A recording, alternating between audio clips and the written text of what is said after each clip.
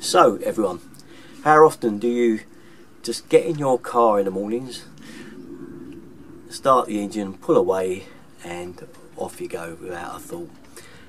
Come to that even when you jump in your car at any time of the day, evening or whatever, you get in, drive away, don't we? We're in too much of a rush to check things like tyres. Because I did exactly that just the other day, jumped in the car, tore down the road in a tearing hurry and realised it didn't quite feel right, and got 100 yards down the road, realised, hey, actually I better stop, something's wrong. And there it was, a flat tyre on the back, completely flat.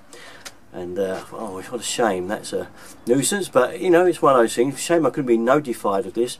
Now, I did have a Nissan Qashqai that had this kind of thing in it where it would tell me if the tyres were deflated or going down, and a warning light came up on the panel. Well, it's a shame that older cars didn't have this feature, which this older car which I've got, the old Calibra, hasn't got that.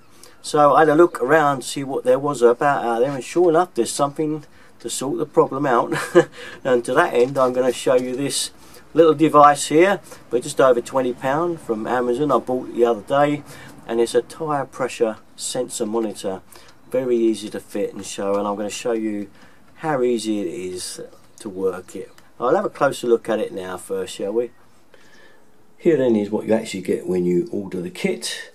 Little instruction brick clip with it, which you need to set it up with and actually put in the tyres. And it's not too much, not too difficult. You've got the sensors, and you can see there they're labelled front left, and front right and right. So they go on the tyres, on the valves.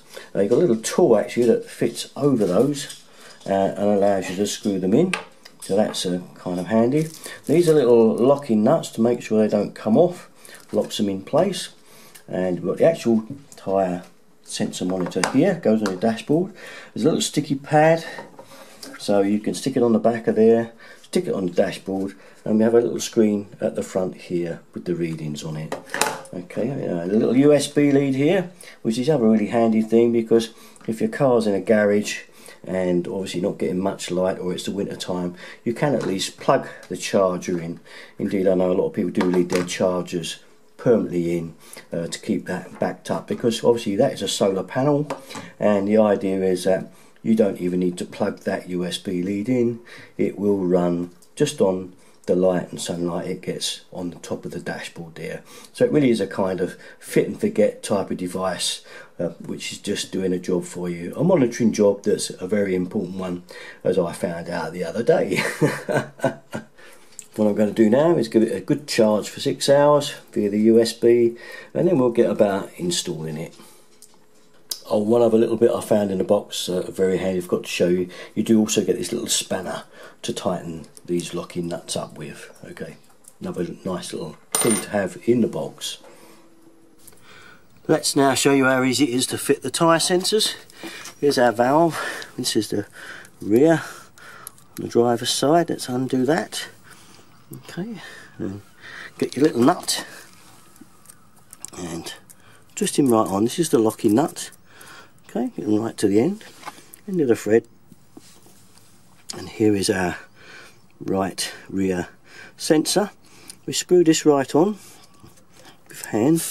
You hear it go into the air valve there. I just can't do it no more. That's it. Then get a little spanner. First of all, you wind the back nut up by hand. Just a little spanner that goes on that nut to lock it in place. We also have this that we put on the front over the valve, because it fits lovely. You can see a nice tight fit that is, and then just snip it up. Okay, that's all it needs.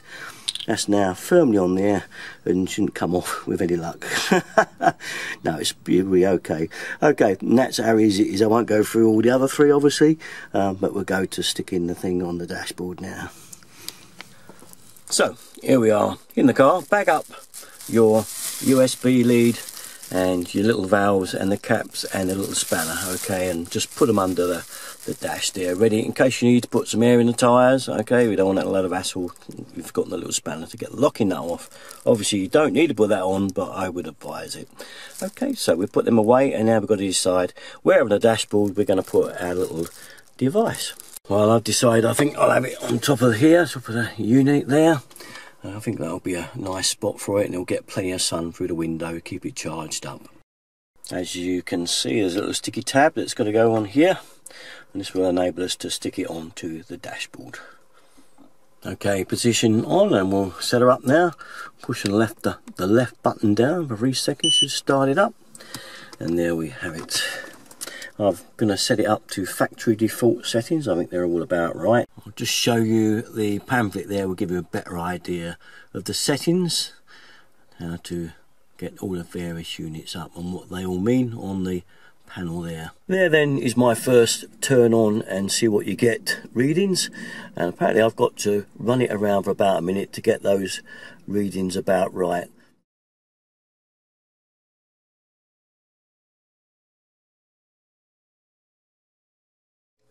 There in closer detail is all that it actually can do for you, all those particular important readings for your car.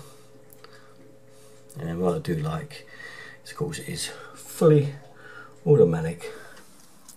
So there we have it. Handy little gadget, gives you a little bit of peace of mind and doesn't cost a lot of money, does it? So that's it from me. All my stuff, usual place, you know where to go. Garrett 33. Thanks guys. Bye bye.